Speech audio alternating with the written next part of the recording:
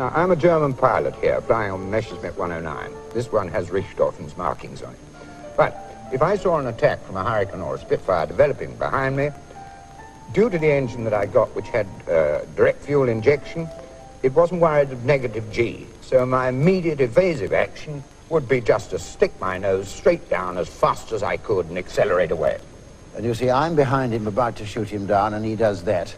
Now, I've got an ordinary carburateur in this Spitfire, so when I push the stick forward, all the petrol flow goes away from the carburetor, and the airplane goes Bang. all this sort of banging and so on, and things come out from the bottom of the cockpit, you know, the spanners, the people left on the floor and so on, and dust and stuff.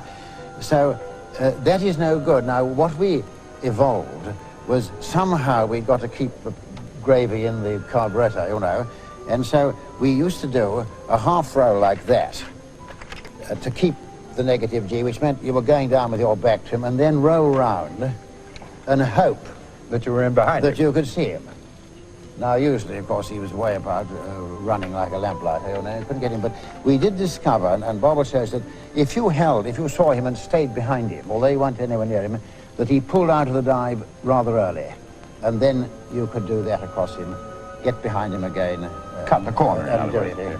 This was the point. The reason was that a very famous German pilot had pulled the wings off a 109, pulling out for speed or pulling out too hard, and we reckoned that this had gone round the German Air Force, and they'd been told to be pretty sort of porky with pulling the lever back, you know, when they were going very fast.